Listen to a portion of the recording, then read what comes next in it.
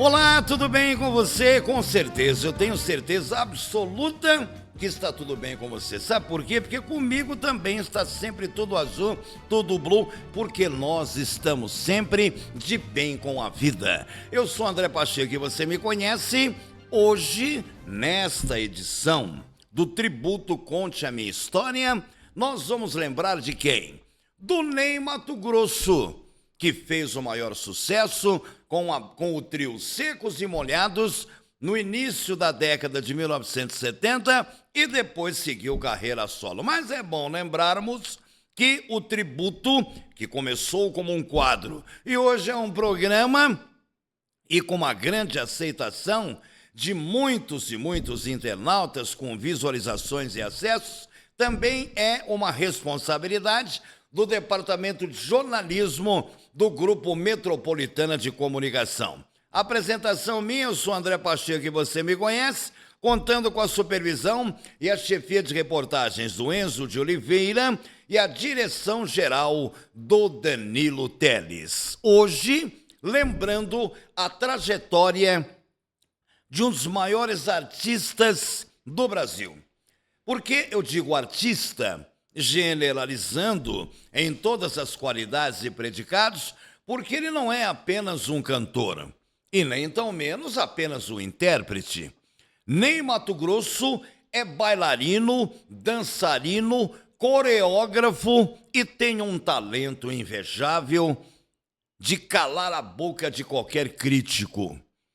Ney Pereira de Souza nasceu no dia 1º de agosto de 1941, na pequena Bela Vista, cidade pertencente ao interior do estado do Mato Grosso do Sul, região centro-oeste. Ney Matogrosso nunca passou por dificuldades. Não precisou comer o pão que o diabo amassou e nem tão menos vender o almoço para pagar a janta, como muitos artistas tiveram que passar por essas situações quando vieram para o eixo Rio-São Paulo, principalmente de regiões distantes da capital paulista e da cidade maravilhosa. Porque a maioria vem de origens humildes, de famílias simples e que de tanta distância que há entre o eixo Rio-São Paulo para com o Nordeste, para com o Centro-Oeste, Mato Grosso do Sul, entre o Velho Mato Grosso e outras regiões, há de se considerar a dificuldade que muita gente passa para atingir os seus objetivos.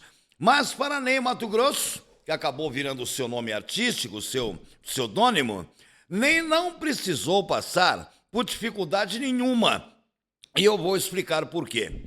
Ele foi nascido e criado num berço milionário, filho de um poderoso fazendeiro que trabalhava com soja, com gado leiteiro, gado de corte, e o pai acalentava o sonho de deixar a grande fazenda e da qual ele era proprietário na região rural, numa região rural de Bela Vista, no Mato Grosso do Sul, para o filho, e que o filho, então, seguisse a sua dinastia, desse sequência na sua administração como fazendeiro. Esse era o sonho do pai de Ney Matogrosso.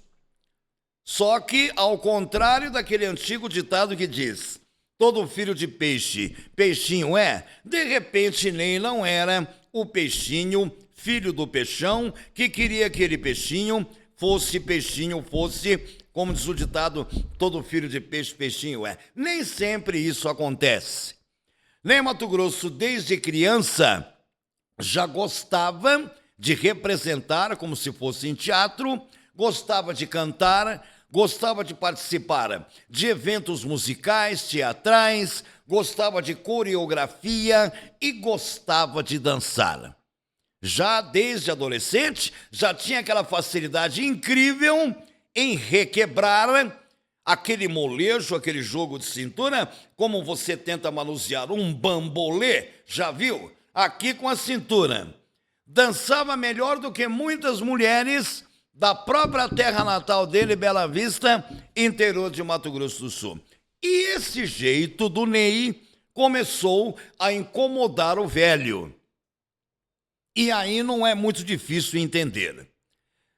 Na sua imaginação, você que está nos assistindo nesse momento, transporte-se numa máquina do tempo e volte no final da década de 1960 para a região centro-oeste, para o Mato Grosso do Sul, que ainda era o antigo Mato Grosso, porque depois, em 1977, houve a divisão entre os dois estados, tendo ficado Cuiabá como capital do velho Mato Grosso e Campo Grande, que até então era uma cidade considerada do interior, foi elevada à categoria de capital do estado de Mato Grosso do Sul. Mas imagine você, o final da década de 1960, e de repente Mato Grosso, o velho centro-oeste, um fazendeiro criado ali a vida inteira, com aquele pensamento ali restrito, limitado, embotado,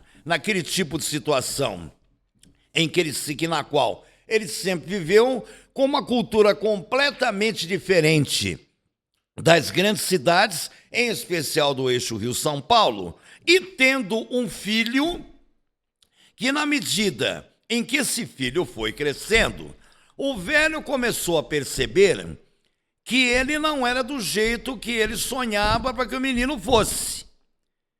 Aquelas reboladas de Ney o incomodavam. Mas a mãe de Ney Mato Grosso, há quem diga que as mulheres têm muito mais sensibilidade para lidarem com essas situações, e mãe é mãe, custe o que custar, e aceita o filho do jeito que o filho é. A mãe de Ney, então, percebendo que ele tinha uma tendência homossexual, e eu vou falar um pouco mais adiante aqui, chamou o filho para uma conversa reservada, longe do velho, em certa manhã, na casa deles, lá na fazenda, que eles tinham a casa da família na cidade, em Bela Vista, e também a casa sede da fazenda. Chamou o filho para uma conversa em particular e teria dito a Ney: arrume uma desculpa bem esfarrapada, se é que serve uma desculpa amarela como justificativa, inventa uma moda, cria uma situação tipo: quero estudar, quero ir embora, para você rapar daqui. Porque pelo rumo que as coisas estão tomando, eu tenho visto o seu jeito, o seu comportamento, não estou aqui para te condenar, muito menos para brigar com você. Só que eu entendo as coisas de um jeito e o seu pai entende de uma outra forma. Seu pai sonhava em ver você com bota, cinturão de cowboy, camisa xadrez, que chamavam antigamente de clidélia, já viu? Esse termo quase não é mais usado hoje, ou nunca mais foi usado. Antigamente, eu me lembro, camisa de xadrez, camisa de clidélia, me lembro. E a mãe de Ney dizendo a Ney, seu pai imaginava vê-lo com chapéu na cabeça, tipo um cowboy, e que fosse fazer uma faculdade na capital do estado, se formar em administração de empresas ou em agronomia, algo assim, engenheiro agrônomo, para tomar conta da fazenda, porque vai chegar uma hora que ele vai envelhecer e vai aposentar. Mas, de repente, você está crescendo e se apresentando de uma outra forma. A mãe teria dito a Ney que teria chegado aos ouvidos dela através daquelas alcoviteiras matildes fofoqueiras de pequenas cidades do interior, que disseram a ela que Ney teria participado de um evento numa festa de aniversário de uma amiga e de um amigo de escola, e que ele teria rebolado num palco improvisado nessa festa de aniversário e teria cantado com a voz muito fina, um tipo de performance que para a época era um verdadeiro escândalo. Ainda mais em se tratando de uma cidade pequena no interior do Mato Grosso do Sul. Um estado cuja cultura machista imperava de uma forma acentuadíssima na ocasião. E antes que o velho tomasse conhecimento desse evento, dessa festa de aniversário, a mãe de Ney o aconselhou então a passar uma temporada com a tia, uma irmã dela, a tia de Ney, irmã da mãe de Ney, em Campo Grande, que até então era considerada uma cidade interiorana do velho Mato Grosso, antes da divisão dos dois estados, como eu disse aqui agora há pouco, instantes atrás, que aconteceu a divisão em 1977. Então, ela arrumou as malas e disse a Ney: fique por pelo menos uns 3, 4 meses por lá, que eu vou contar uma história para o seu pai para fazê-lo acreditar que você vai querer estudar e fazer faculdade, etc e tal, e depois devagarzinho você vai construindo a sua vida lá fora, porque do jeito que você está crescendo, vai dar problema.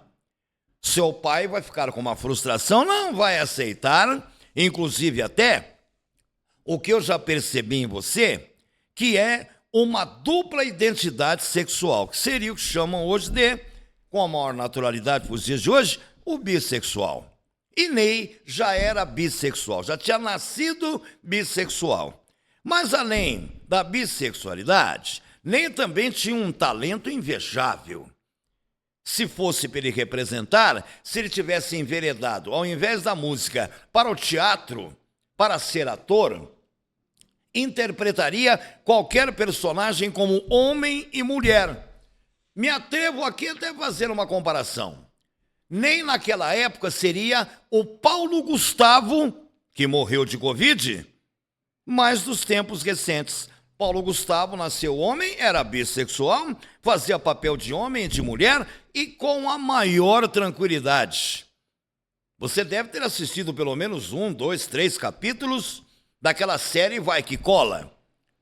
Eu, particularmente, vi muitos com a minha mulher em casa e morri de dar risada. O talento do Paulo Gustavo era invejável. Com a morte dele, o meio artístico perdeu um grande talento, mas perdeu uma perda irreparável.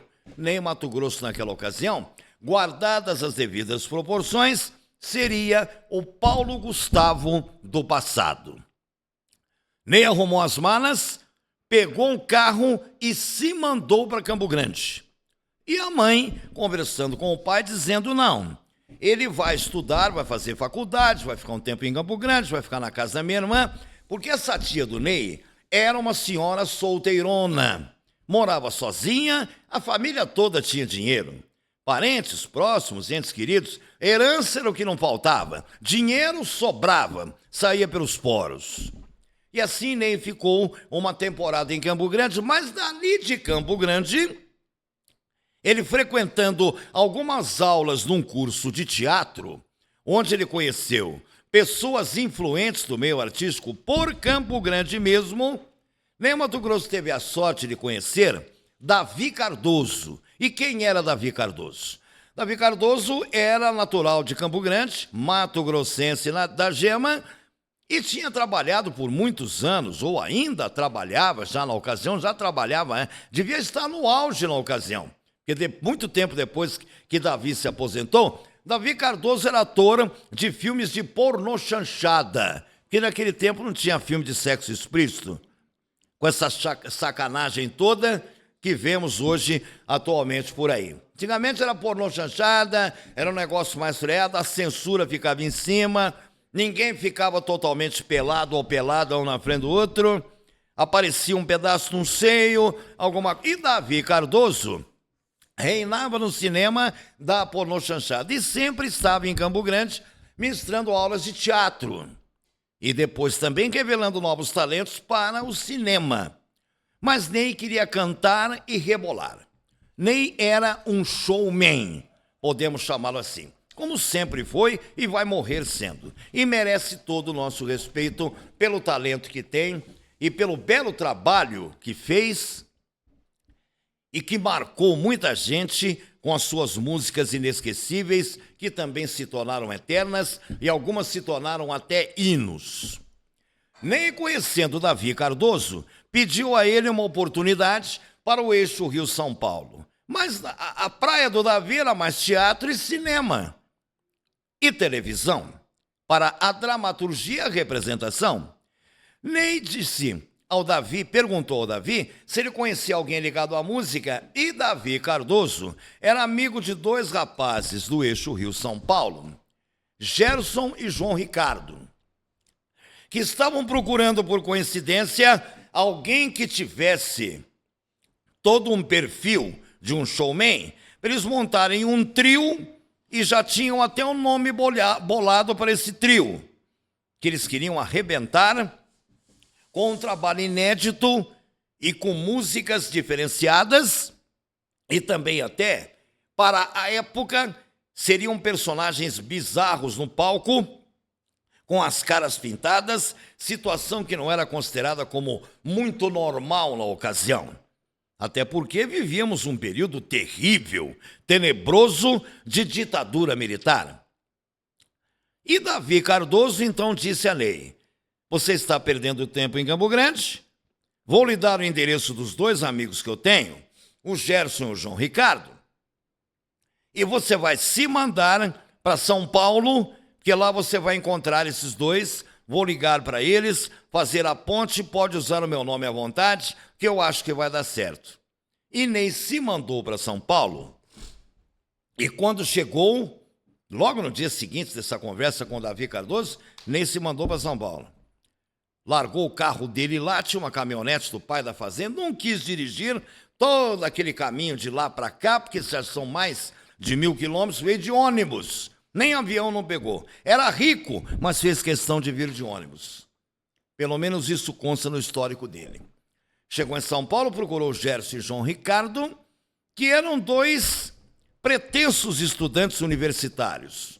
Um queria ser professor de história, que era o Gerson, e o João Ricardo estava na dúvida entre engenharia ou arquitetura. Mas queriam conciliar com o hobby que eles tinham, que era a música. Eles não sonhavam em serem grandes astros da música a ponto de atingirem as estrelas e as constelações. Queriam fazer daquilo um hobby que poderia ser uma brincadeira de final de semana, mas acabou não sendo. Quando Ney os conheceu, os chamou para um ensaio e deu as dicas das roupas que eles poderiam usar. E nem com as mudanças e entonações de voz, e depois indo ao encontro da ideia que Gerson e João Ricardo tinham, com as caras pintadas, e o nome que era sugestivo, Secos e Molhados, em alusão a um armazém que um avô do Gerson tinha tido no passado em São Paulo. E você deve ter visto isso escrito em bancos de praças ao longo de uma vida. Lembra? Mercearia Secos e Molhados, Armazém Secos e Molhados, em cima desse nome de um estabelecimento comercial, que tinha sido de um avô materno do Gerson, um desses integrantes, daí a razão pela qual do nome Secos e Molhados. E começaram a ensaiar. E Ney começou a criar letras e colocar ritmos e começou a rebolar. Aí, naquele ritmo, imaginem vocês, né? E mudando a voz, o bandido coração não tem amor pra dar. Quer dizer, seria uma mistura de Carmen Miranda, alguma coisa com qualquer outra artista que deixou saudades através do tempo. Há quem diga que ele lembrava um pouco de Carmen Miranda misturado com qualquer outra artista, mulher que tivesse atriz, dançarina, e com a facilidade que tinha para rebolar, e requebrava da cintura para baixo que não havia quem segurasse. Parecia que tinham passado graxa, vaselina ali, porque ninguém segurava o quadril do Ney. Era um dom dele. E a mudança de voz, porque quem vê o Ney conversando, naturalmente, sabe que aquilo é uma representação no momento em que ele muda a voz. Aí criaram os Secos e Molhados. E qual era a ideia? Tocar nas noites de São Paulo e, se possível, migrarem também para o Rio de Janeiro. E conseguiram. Porque, de repente, Gerson tocava bem guitarra, João Ricardo contrabaixo.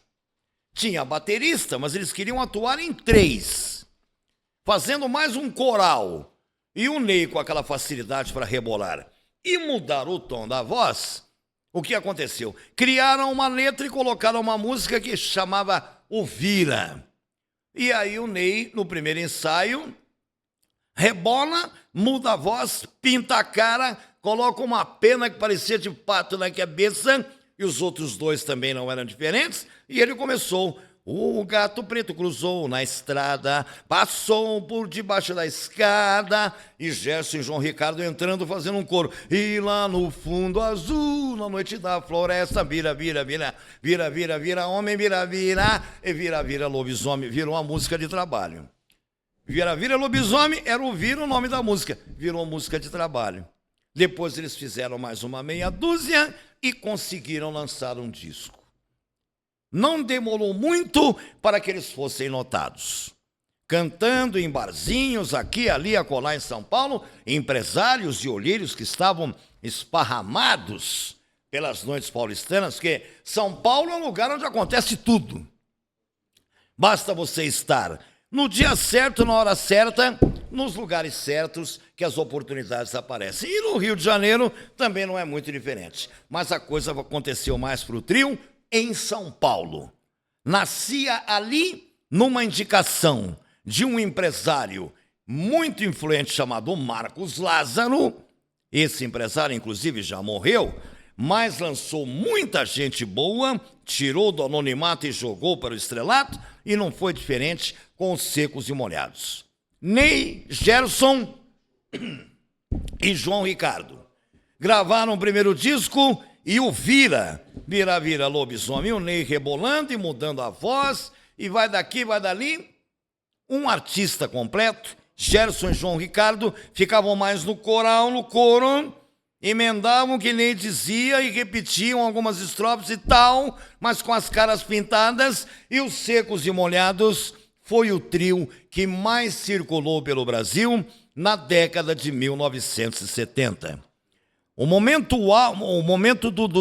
do auge deles, o auge dos Secos e Molhados, foi no ano de 1973 até 1974. Por todas as capitais do Brasil, que você possa imaginar, os Secos e Molhados passou. Inclusive por várias cidades do interior, passando por aqui, passando por Campinas, passando por Ribeirão Preto, e lotando ginásios, e lotando anfiteatros, e teatros, arenas a céu aberto, muita gente ficando para fora com o ingresso na mão.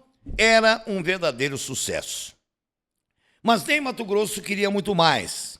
Ele queria seguir adiante em dado momento, depois de um certo tempo, porque Gerson e João Ricardo também tinham outros ideais, mas eles não acreditavam que eles iriam voar tão baixo. Muito embora já tivessem gravado um disco e com o Vira sendo a música de trabalho, Gerson ainda pensava na faculdade e João Ricardo também. E nisso eles começaram a falar sobre esse tipo de assunto nos ensaios. E de repente essa conversa começou a irritar Ney Matogrosso, que não pensava em estudar, que não pensava em fazer outra coisa na vida, a não ser viver da música e da dança. Foi quando ele chegou para os dois companheiros e disse: olha, nós temos chances de ganharmos muito dinheiro ainda, nós três juntos. Shows é o que não falta para a gente. Já gravamos o primeiro disco, aguardamos agora as possibilidades de outros lançamentos. Vamos ter que produzir músicas e letras e outras coreografias de dança, aproveitarmos o momento que estamos no auge, porque senão tudo passa e daqui a pouco ninguém vai lembrar que a gente existe. E eu não quero voltar para o Mato Grosso do Sul, eu não quero saber de tocar a fazenda do meu pai, eu não sirvo para isso. Meu pai que se vire e coloque quem ele quiser lá, que eu também estou pouco me lixando com o dinheiro do meu pai, que eu quero viver do jeito que eu quero. Agora, ou vocês vão estudar e fazerem suas faculdades e seguirem seus caminhos cada um, e que Deus os abençoe, é o que eu mais desejo do meu coração, Ney Matogrosso disse a eles.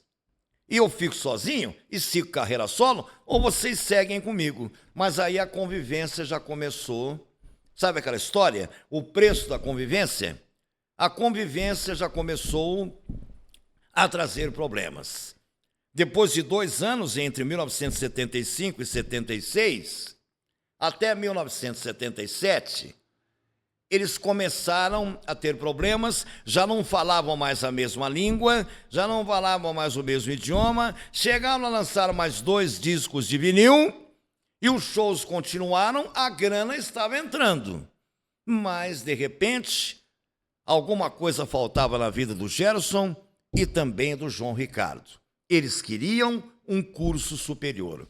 Um queria fazer arquitetura ou engenharia e optou pela arquitetura, e o outro queria estudar história. Foi quando o Ney se reuniu com eles, já no final do ano de 1977, e disse: olha, a partir de hoje, os secos e molhados não vai existir mais. Até porque eu percebi que pelos rumos que vocês querem tomar, vocês não vão voltar para a música, eu estou antevendo o futuro de vocês. Talvez lá adiante vocês estarão casados com as suas mulheres, com seus filhos. Os dois, Ney era bissexual, Gerson e João Ricardo eram heterossexuais. Sonhavam com casamento, em terem suas mulheres, seus filhos e constituírem suas famílias. E Ney diz: vocês não vão mais voltar para a música.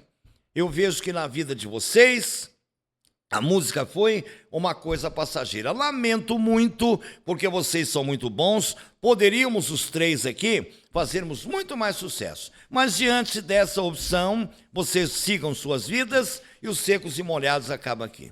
E eu vou seguir carreira solo. E Gerson e João Ricardo, semanas depois, simplesmente evaporaram. Desapareceram na névoa do anonimato. Quase nunca mais a imprensa falou de Gerson ou de João Ricardo. E Ney Matogrosso, que se consagrou como exímio bailarino, dançarino e cantor, conseguiu então dar prosseguimento na sua carreira solo, ou seja, tocar o barco sozinho com a ajuda de Deus. E começou a produzir músicas que começaram a entrar como trilhas sonoras de novelas da Rede Globo de televisão, sendo sempre, na maioria das vezes, músicas de abertura, músicas de aberturas de várias novelas, como Marrom Glacê, Vereda Tropical, Pecado Rasgado. Pecado Rasgado, isso no ano de 1978 já. Nem entrou, mas entrou com tudo na carreira solo. E a primeira novela, cuja uma música dele acabou sendo o tema de abertura, foi a novela Pecado Rasgado, em 1978. Quando ele entrava e cantava: não existe pecado do lado de baixo do Equador. Vamos fazer um pecado rasgado, suado a todo vapor. Deve tocar nas rádios até hoje. Danilo Teles, você deve ter na sua rádio também, meu querido. Na rádio que é junto com a TV Metropolitana. Pode ouvir essa música aí. Depois aquela que outro que o bandido, bandido coração, não tem amor pra dar. Essa não foi abertura de novela, mas entrou em trilha sonora de novela. Depois teve O Jogo da Vida, uma novela das 7 também, Vida, Vida, que mais te quer ainda, e era o maior sucesso também, entre outras novelas também, no horário das 6, Paraíso, lembra? O paraíso começa é só olhar num sorriso, parararara, pá, pá, pará, sucesso também. Entre outras e outras músicas, algumas entraram até no ritmo discoteque. E Ney foi levando a sua carreira, decolando, passando por Urano, Netuno, Plutão, como diria o velho astrólogo, até chegar aos anéis de Saturno. Fez o maior sucesso e, àquelas alturas, tendo feito muitas músicas que se tornaram temas de aberturas de trilhas sonoras de novelas, Ney não estava mais voando baixo. Ney já estava nas estrelas e nas constelações. Àquelas alturas, o pai de Ney nunca se manifestou. Àquelas alturas, o pai de Ney nunca tinha se manifestado a favor ou contra, sabendo que o filho já tinha se tornado uma figura popular. e que era conhecido não só no Brasil inteiro, como também em países da América do Sul, onde ele fez turnês em carreira solo, cantando e rebolando sozinho, claro, com a ajuda de Deus, e fazendo o maior sucesso. O velho nunca tinha se manifestado, mas a mãe veio diversas vezes visitá-lo no eixo Rio-São Paulo, porque nem ficou anos e anos e anos sem pôr os pés em Bela Vista, sua terra natal, e muito menos na fazenda onde o velho tomava conta, que já estava com idade avançada, tinha passado da hora de aposentar, mas o sonho do filho para tomar conta da fazenda se desmanchou, feito um castelo de areia quando bate o vento na praia assim. Lembra daquelas estátuas que o Tonho da Lua fazia? Escultura na areia, na novela Mulheres de Areia? Quando ele acabava de fazer uma escultura, ele fazia aquela estátua, aquela escultura, passava, batia um pé de vento, desmanchava tudo. Ou vinha uma onda mais brava, quando o mar ficava revoltado, levava tudo. Assim se desfez o sonho do pai de Ney Matogrosso, que não teve o filho para tomar conta da fazenda, mas teve o filho que, com seu talento como artista, tomou conta do Brasil inteiro e de toda a América do Sul. Em 1983, Ney também entrou com outros sucessos também, em trilhas de novelas. Amo tanto de tanto amor, acho que ela bonita, tem um olho pestanejar e outro que agita. Não sou do ramo, estou tentando imitar. Nasci para comunicar e não para cantar. E vou morrer sem saber cantar. Deus não me deu esse dom. Mas fico feliz com o dom que Ele me deu da comunicação, que do qual nunca me envaideço, e sempre agradeço todas as noites, nas minhas orações antes de dormir, porque com esse dom, Deus me deu a possibilidade de eu ter o meu ganha-pão. Como o ganha-pão de Ney era mudar a voz e rebolar. Então voltemos ao Ney. Ele já em 83, fazendo sucesso, chegou a fazer até duetos com a Rita Lee. E aquilo arrepiou a todos. Imaginem vocês, a Rita Lee com aquele espírito roqueiro e Ney com aquele espírito misturado de lambada com forró, com qualquer outro tipo de coisa. Dançava tudo quanto é ritmo e cantava do jeito que você quisesse. Ney chegou a gravar até algumas músicas em ritmo de bolero, agradando a velha guarda, as gerações passadas, do seu pai, da sua mãe, do seu avô, da sua avó, e por aí vai. Do ponto de vista íntimo, então vamos lá. Todo mundo sabe que o Ney Matogrosso sempre foi bissexual. Ney Matogrosso, vamos lá, uma coisa de cada vez. Ney Matogrosso se casou, ele é pai, ele teve filhos, ele teve uma companheira, viveu uma vida de um casamento normal. Mas nada o impediu de ter os seus namorados, entre aspas.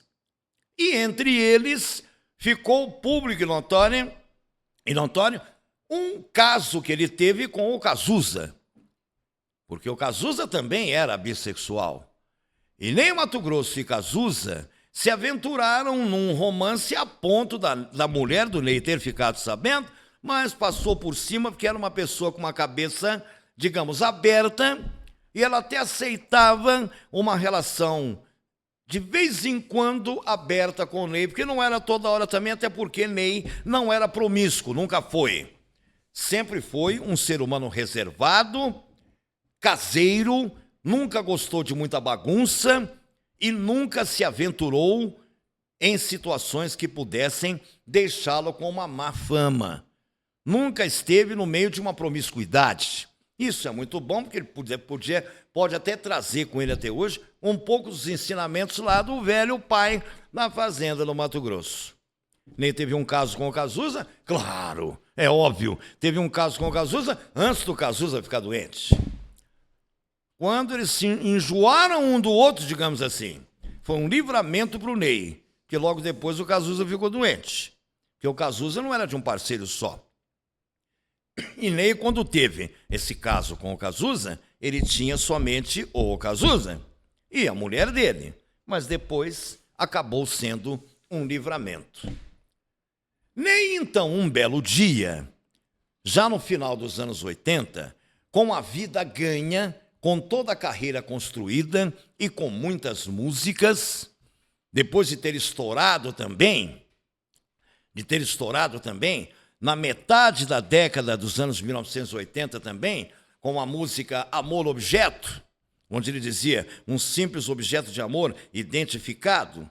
Ele falava como se fosse um amor planetário, que viesse de um outro planeta, uma coisa assim, que era coisa de louco, é só prestar atenção na letra. Com a música Amor Objeto, ele não precisaria gravar mais nada nos próximos 3 ou 4 anos, de tanto dinheiro que ele ganhou, e de tantos shows que ele deu, e de tantas performances e tantas apresentações.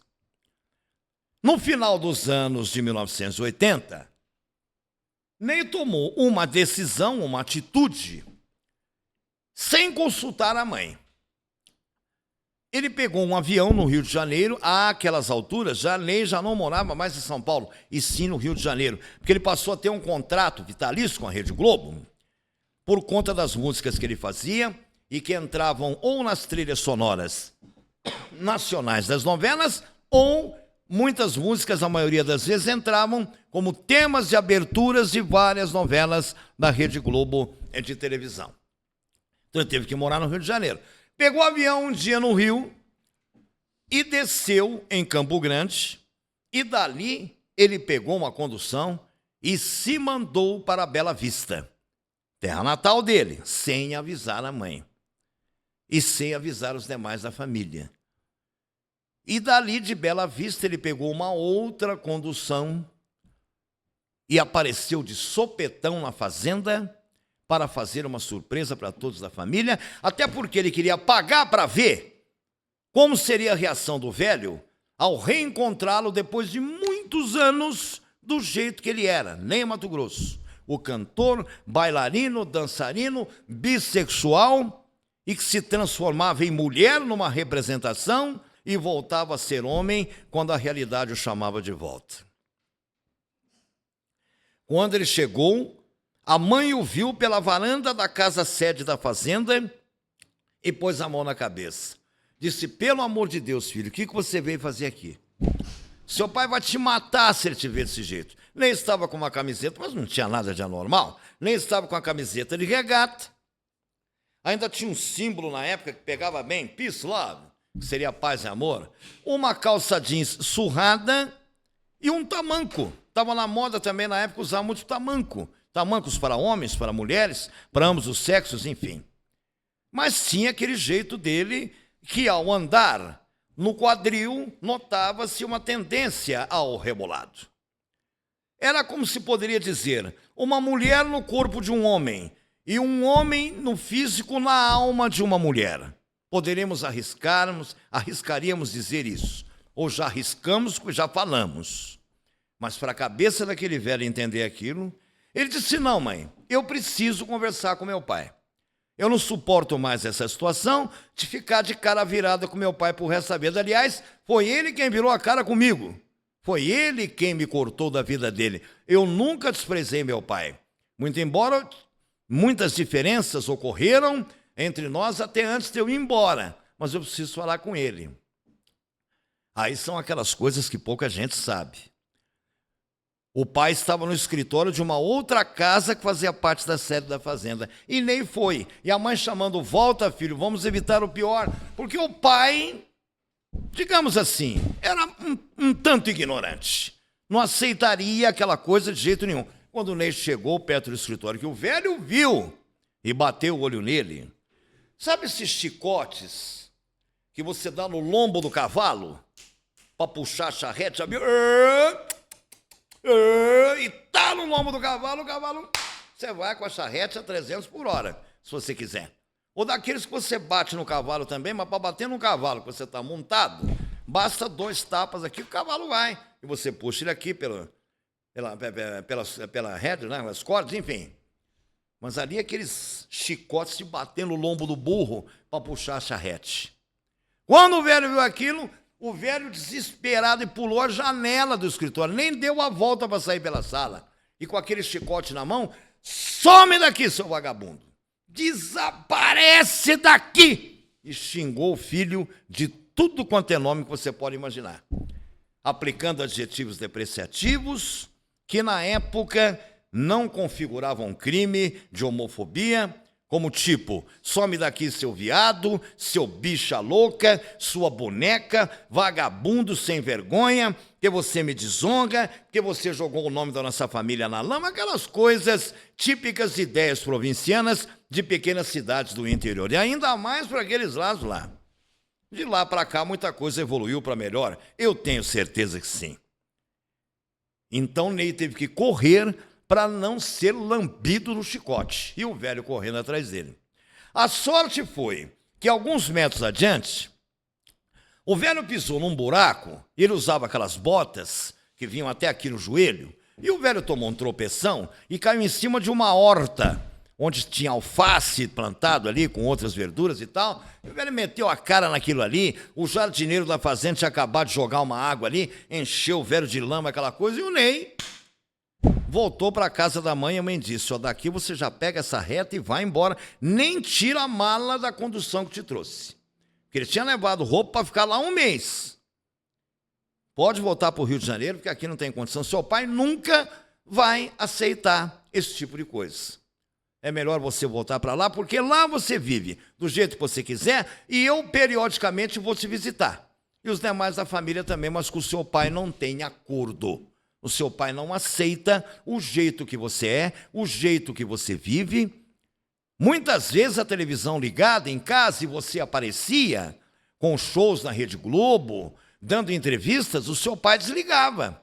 Ou quando o seu pai não desligava, ele saía da sala. E uma vez eu precisei desligar, porque o seu pai avisou. Mais uma vez que eu vi esse bicha louca na televisão, que eu renego como meu filho, que eu esqueço, que nunca mais, que um dia eu reneguei, que não vai ser meu filho nunca mais, eu vou meter um tiro nessa televisão. E como o velho prometia e cumpria, era fora do cabo, meio da pá virada. Então, um dia, numa cena em que nem aparecia na televisão, a mãe contou. Eu precisei desligar a televisão quando ouvi o seu pai chegando, porque senão ele estourava a televisão na bala. O velho tinha uma espingarda lá de caçar perdizes, daquelas que estouravam uma parede como essa aqui e dava medo. Tinha cartucheira 12 de cano cerrado, aquela coisa. Se comportava o pai de Ney como, digamos, o personagem Antônio La Selva, que foi interpretado pelo Tony Ramos recentemente, na última novela das 9, que terminou há pouco tempo atrás aí, que era Terra e Paixão. Era tipo Antônio La Selva, pronto. Pode-se dizer também com a atual novela, tipo Zé Inocêncio, tipo Coronel Bellarmino, e por aí vai. E assim as coisas são pelo interior aí até hoje do centro-oeste, da Bahia. Por isso essas novelas retratam um pouco da realidade que ainda persiste nessa mentalidade de coronelismo que tem para aqueles lados lá. No Nordeste não é diferente, enfim. Ney então não teve outra alternativa. Voltou para o Rio de Janeiro e para São Paulo e para a sua vida. E já não precisava mais ficar se matando, passando noites em claro, para bolar novas letras e músicas, porque ele já tinha muitas que tinham se tornado hinos e eternas. Ney cansou daquela correria do Rio de Janeiro e resolveu, então, se afastar um pouco para o interior do estado, ali entre o Rio e Niterói. Niterói é a região metropolitana do Rio. É praticamente Rio de Janeiro. Se o Rio crescer muito para lá nos próximos 30 anos, vai engolir Niterói, que vai virar um bairro do Rio de Janeiro. Ney ali construiu uma casa, uma espécie de uma casa perto de algumas chácaras. E sabem o que Ney começou a fazer? Ele começou a criar corujas, porque certa noite, era uma região de mata muito gostosa lá, foram fazer uma matéria com ele pela Globo lá em certa ocasião, e ele recebeu a equipe de repórteres com o maior carinho, recebeu a todos na casa dele, e depois ele confirmou tudo que ele disse nessa reportagem numa entrevista que ele concedeu ao Jô Soares, falando que ele não entendia o porquê da maioria dos seres humanos não aceitarem a coruja como um pássaro normal, porque segundo lendas, né, e essas crenças que o Brasil é um país muito místico, né, cheio de crenças e superstições, e nem dizendo nessas superstições e crenças, coisas cheias de misticismo, as pessoas veem as corujas como um sinônimo de mau agouro, Jô. O Ney disse ao Jô Soares: São criaturas encantadoras, são apenas pássaros noturnos. Uma noite, uma entrou na minha casa e foi comer alguma coisa na cozinha. Eu vi que ela estava com fome, porque tinha tido um problema de desmatamento perto de onde eu estava morando lá, por causa de queimadas em época de seca. O habitat delas foi destruído, elas ficaram sem alimento. E eu dei comida para aquela noite, na outra noite já vieram 2, na outra vieram 5 e hoje eu tenho 10 corujas dentro da minha casa. Eu improvisei um quarto para elas dormirem um dia inteiro, porque são pássaros noturnos. Aí é que entra aquela questão da superstição, porque elas têm uma rotina, como se comportam os vampiros nas lendas. Dormem durante o dia, feito morcegos, e saem à noite para chupar o sangue dos outros. A coruja não é nada disso, ela é apenas um pássaro noturno. E hoje eu tenho 10 corujas em casa. À noite elas saem. E eu deixo uma porta aberta no fundo da minha casa, que dá de frente para uma chácara vizinha. Elas entram e ali ficam. E elas vêm e voam, algumas vêm no meu ombro, outras vêm na minha cabeça, e eu convivo com elas, e são criaturas amáveis e dóceis. Aquilo já serviu para todo mundo entender o quanto a sociedade se engana com histórias e lendas. Só que o capítulo final foi o seguinte. Há um certo tempo atrás, Ney recebeu um telefonema na sua casa, dando conta de que seu pai estava muito doente. Sua mãe o avisou. Idade avançada, mais de 90 anos, e Ney, então, criou coragem mais uma vez, só que dessa vez ele avisou. Desta outra vez ele avisou: mãe, estou indo. Se eu não me acertar com meu pai agora, nunca mais. Vai ficar por conta da eternidade, vou entregar nas mãos de Deus. E Ney pegou o avião e chegou a tempo na fazenda de ver o pai dar os últimos suspiros na cama, moribundo, doente, acometido de uma série de problemas que acabou dando falência múltipla dos órgãos. Ney entrou no quarto, o velho com os olhos semicerrados. Ney criou coragem, se aproximou da cama, pegou o velho pela mão e disse: pai, eu estou aqui. E sabem quais foram as últimas palavras do pai para o Ney? Ele disse: filho, me perdoe. E virou para o lado direito e soltou a cabeça e morreu. As 3 últimas palavras ditas pelo pai, quando ele, com os olhos semicerrados, abriu os olhos e viu o filho, segurando na mão dele, que ele disse: pai, eu vim. Ele disse: filho, me perdoe. Ali o perdão libertou, tirou todos os demônios de dentro do pai, que nunca tinha aceitado o filho como era, e que na realidade, no fundo, se orgulhou de ver o talento do filho, que assombrou a todos na música popular brasileira, na coreografia, na dança, encantando a todos no Brasil, na América do Sul, e depois foi até para os Estados Unidos da América do Norte, fazendo turnês pela Europa. No fundo, o velho ficou orgulhoso do filho, mas o orgulho não deixava e não permitia que ele reconhecesse. Mas nas 3 últimas palavras ele disse: filho, me perdoe. Ali foi um final feliz. O pai partiu para o outro lado e Ney voltou em paz para o Rio de Janeiro, com o coração leve, na certeza de que ele tinha sido absolvido pelo pai. Ney Mato Grosso hoje também é empresário. Ele tem produtoras em São Paulo e no Rio de Janeiro. Não vai voltar para Bela Vista, porque aquele lugar, ele disse, não tem nada a ver comigo em termos de planejamento de vida. Nem depois de velho, quando eu ficar aposentado, eu vou detestar uma vida ociosa. E lá é uma cidade pequena e com a fazenda eu nunca sonhei. Ficou para parentes meus. Depois também, com a morte da mãe, ficou a tia, que também se foi, e tudo acabou se acertando. Ney Mato Grosso hoje tem 82 anos de idade. Ele nasceu no dia 1º de agosto de 1941, como eu disse aqui, no início de mais essa edição do Tributo. Merece todo o nosso respeito. Grande artista, grande talento, e que também faz de nós brasileiros orgulhosos, que para quem diz que é só norte-americano que arrebenta, nós temos muitos sucessos de muitos talentos daqui, da nossa terra, que é o nosso Brasilzão velho de Deus. Ney Mato Grosso foi o nosso homenageado hoje no Tributo Conte a Minha História. E você pode anunciar comigo aqui, que eu posso contar a sua história também. Vou formular mais uma vez o convite para você. Você pode anunciar o tributo comigo, seja você de qual segmento que for do comércio, você que tem a sua loja, churrascaria, restaurante, você que tem a sua academia, você que tem, seja a repartição que for, você que tem o seu mercado, sua mercearia, anuncie comigo aqui no tributo, porque você vai ter o retorno que você precisa, porque você sabe, a propaganda é a alma do negócio. E mais do que a propaganda, que é a alma do negócio, anunciando comigo aqui, você vai me ajudar, eu vou te ajudar, vamos nos dar as mãos. Até porque eu posso aproveitar também aqui no tributo e contar a sua história.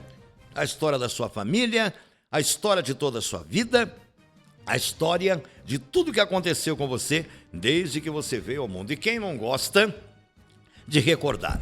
Porque a vida é como a água que passa debaixo de uma ponte de um rio. Ela não vai voltar, mas o passado fica retido na memória da gente e é sempre bom a gente lembrar. O sentimento de saudade nem sempre nos castiga e fustiga e nos corrói. Ele também nos traz emoção. E eu posso contar aqui a sua história. Você pode entrar em contato comigo pelo meu celular, prestadora 11 94301 7325. Prestadora 11 94301 7325. Você pode entrar em contato comigo também pelo Instagram, André Pacheco 2024. Instagram, André Pacheco 2024. E também pelo meu e-mail, ampandrepacheco@gmail.com. ampandrepacheco@gmail.com. Eu aguardo o seu contato para a gente se conhecer pessoalmente. Eu faço uma visita para você aí no seu comércio, na sua loja, na sua repartição, seja em qual segmento que for. Tomaremos um café juntos, podemos até almoçarmos juntos, para a gente se conhecer pessoalmente. Faço um preço bom para você. Anuncie comigo aqui no tributo. A propaganda é a alma do negócio. Aí eu aproveito e conto a sua história.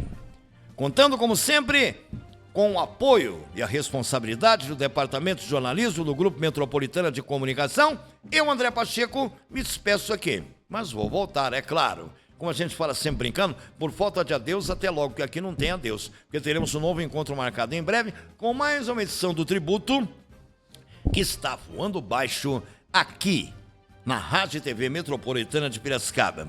Contando com assistência e a prestação de serviço da supervisão e chefia de reportagens do Enzo de Oliveira e com a direção geral do Danilo Teles, eu, André Marcos, digo para você, a gente se vê na próxima e vai ser em breve.